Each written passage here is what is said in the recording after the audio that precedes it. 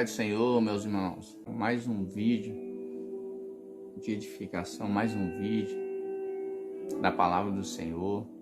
Hoje eu vou estar completando a parábola do semeador que a gente iniciou tem alguns dias, e hoje eu vou estar falando sobre o quarto nível que a gente está falando. Se você está vendo esse vídeo pela primeira vez, peço a você que você volte nos vídeos aí anteriores. Lá tá falando sobre, tem um título, 4 níveis de relacionamento com Deus, entre parênteses, introdução. Aí depois você pode vendo primeiro nível, segundo nível, terceiro nível, e hoje a gente vai falar sobre o quarto nível. Eu quero usar como base o mesmo evangelho de Mateus, capítulo 13, que a gente começou desde o começo. Vou estar terminando nele. Antes eu quero dar uma pausa e falar com você que ainda não é inscrito no meu canal, não conhece o canal. Quero estar falando com você sobre o canal. Eu sempre posto aqui reflexões da vida, reflexões da palavra de Deus. E se você ainda não é inscrito, você venha se inscrever e que você possa compartilhar, para que assim como você está recebendo essa palavra, assim como você está ouvindo essa palavra, outras pessoas possam ouvir e ser edificadas também por essa palavra. Amém? Vamos voltar. Evangelho de Mateus, capítulo 13, versículo 30, ou melhor, versículo 23 do Evangelho de Mateus, capítulo 13, versículo 23, diz bem assim: mas o que foi semeado em boa terra é o que ouve e compreende a palavra e dá fruto. Um produz 100, outro 60 e outro 30. Aqui, irmãos, a gente já falou nos outros, eu não vou voltar para o vídeo não ficar longo. A gente já falou nos outros vídeos por que Jesus pregava por parábola. Também falei que sempre quando falo sobre espinho, o caminho, a beira do caminho, nessa parábola está falando sobre um coração, como estava o coração desses indivíduos ou dessa pessoa. E aqui está falando sobre o nível. Aqui Jesus estava explicando para os discípulos que esse coração, esse quarto nível aqui, é o nível que Deus espera para mim, é o nível que Deus espera para você, é o nível que Ele queria que os discípulos vivessem com Deus, que os discípulos vivessem com Ele, que entendessem, compreendessem. E quando a gente olha para esse versículo, a gente já olha já para o dar fruto. E aqui que eu vou entrar no dar fruto, eu quero trazer uma advertência sobre fruto. Por quê? Porque hoje bom é aquele que dá fruto. Bom é aquele que quando você olha e vê, você olha para ele e já lembra dos frutos. Quem não se lembra de Mahatma Gandhi? Quem não se lembra? Vários homens, várias mulheres que deram fruto. Só que esse versículo aqui não está falando só do fruto. Antes do fruto ele está falando o que ouve e compreende a palavra. O que está falando antes do fruto? Propósito. O que está falando antes do fruto? Entender a palavra, entender a caminhada.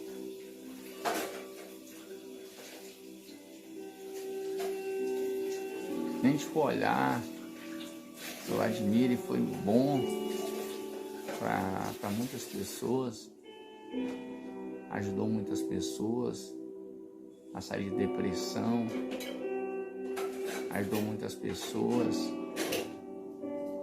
em várias situações, na época que ele viveu também, de Mahatma Gandhi, a sua filosofia, as suas frases, no que ele acreditava. Até hoje tem cerca mais ou menos de 2 milhões de seguidores, mesmo depois da sua morte. Só que a gente vê aqui que esse versículo não está falando disso. Não está falando só de fruto, não está falando que a pessoa tem que dar fruto, mas está falando também da qualidade, do propósito que é maior do que o fruto. Porque se a gente for olhar de fruto e olhar para a Bíblia, a gente olhar para Estevão, o jovem Estevão, a gente olhar para Noé, eu vou usar o texto como base aqui, do próprio Cristo como homem. A gente for olhar para Noé, que só a família dele foi salva, pregou mais de 100 anos. Se a gente olhar para Estevão, é lindo falar sobre Davi, é lindo falar sobre o apóstolo Paulo, sobre Moisés. Só que a gente não pode deixar de olhar também para Enoque, homens que aparentemente na terra não deu fruto.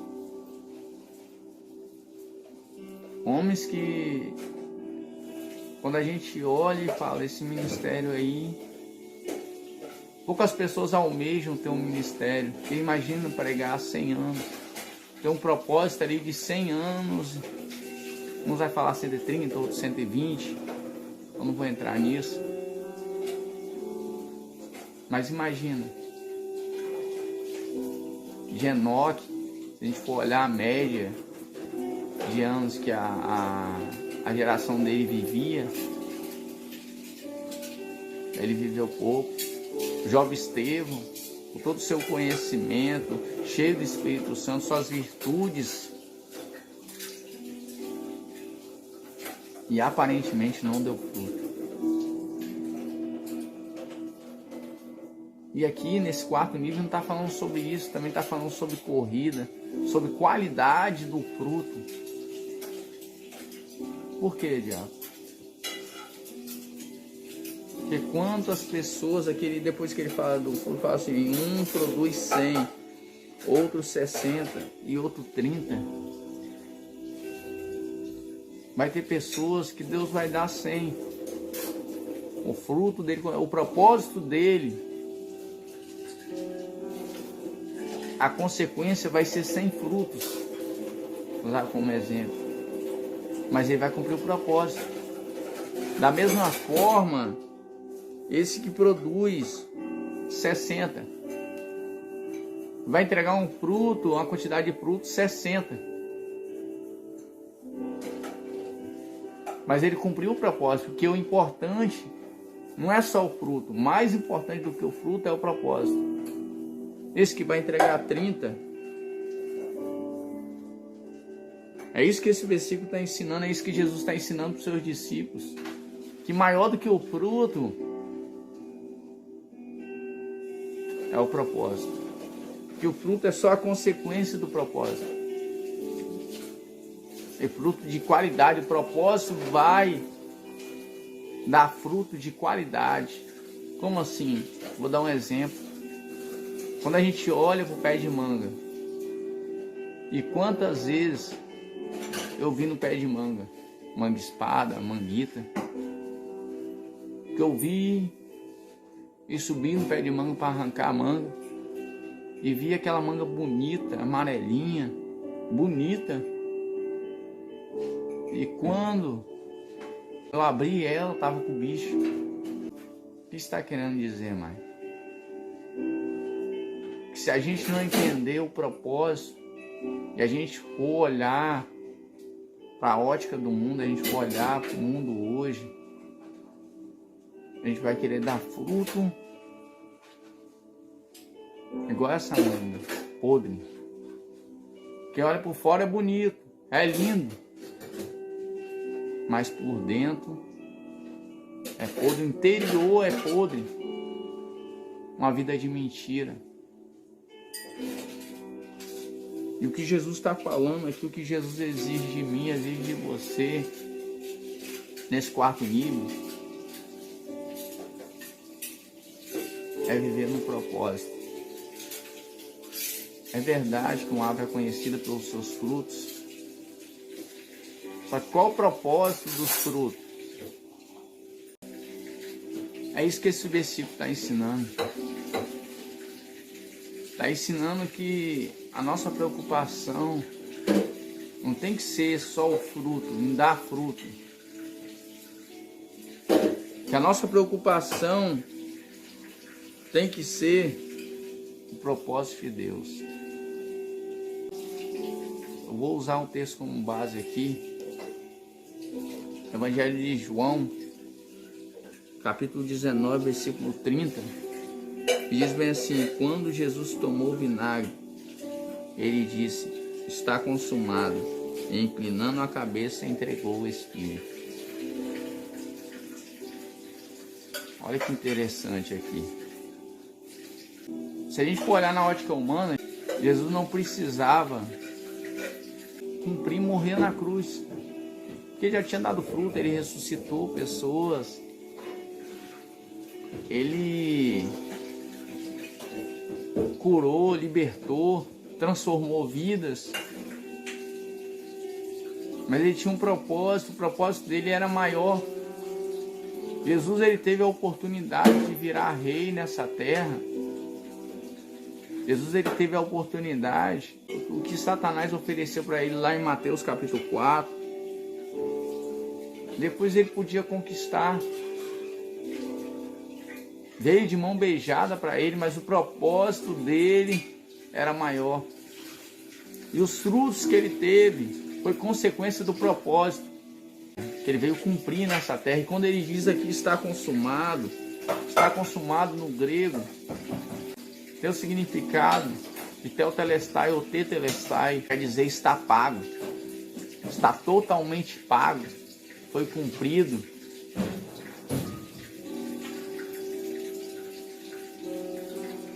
E é isso que Deus espera, é isso que Deus quer, é isso que Deus planejou para mim e sua vida, a gente cumprir o propósito. A gente entender que maior do que os frutos é o propósito de Deus. Talvez você está levando uma vida de aparência, se firmando nos frutos.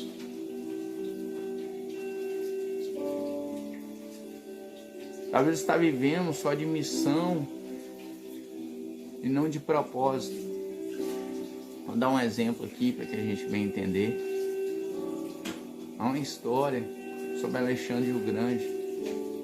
Diz bem assim que ele foi para uma guerra, e quando ele chegou lá, o exército dele era cerca de 30 mil homens. E ele tinha que enfrentar um exército de 120 mil homens. Pediu os seus líderes para fazer o inventário e viu que o outro exército era maior. Aí ele viu que o exército dele começou a desanimar, porque era 4 contra 1. Aí ele foi e mandou afundar as embarcações que eles tinham vindo. O único meio de estar voltando, sem ter que enfrentar o exército, o oponente, ele mandou afundar. E a história diz bem assim que quando afundou, ele começou a perguntar a cada um dos seus soldados, falar com os seus soldados: você tem família? Tem alguém te esperando? Você tem filha? Você tem esposa? Eles falaram: sim, a gente tem. E ele: pois é, você quer voltar, quer ver eles de novo? Você tem neto? Tenho. Você quer voltar e quer ver eles de novo? Quero. Olha lá o nosso barco lá. Olha lá a nossa embarcação. Olha o caminho para você ver a sua família de novo. O que ele estava querendo dizer ali? Propósito. O propósito é maior do que a missão. Talvez você está buscando satisfação no seu emprego, na sua vida.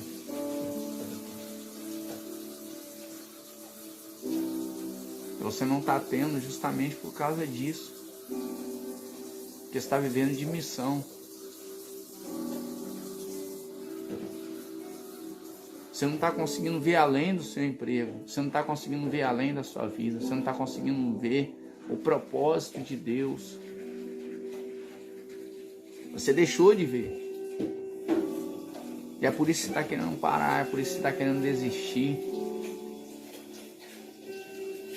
Você já deu fruto, você tem fruto, mas você está querendo parar. Ou por quê? Propósito. Amém? Que a cada dia mais a gente possa buscar, a gente possa viver no propósito de Deus. Os frutos é só consequência do propósito de Deus.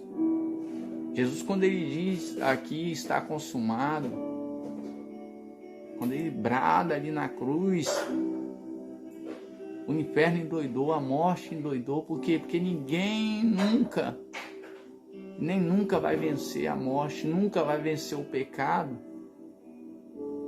o homem.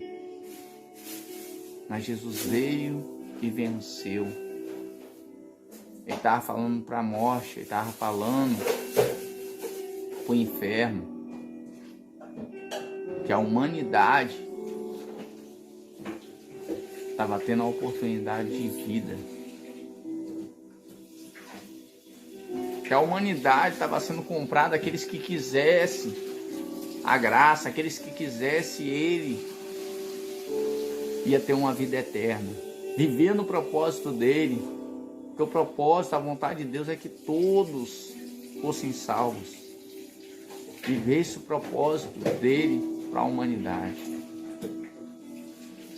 Amém? E ele venceu. A Bíblia diz bem assim: o salário do pecado é a morte. Ele venceu o pecado para nos dar vida. Ele se fez um maldito para que possamos ser chamados filhos de Deus. Que Deus possa abençoar a sua casa, que Deus possa abençoar a sua família.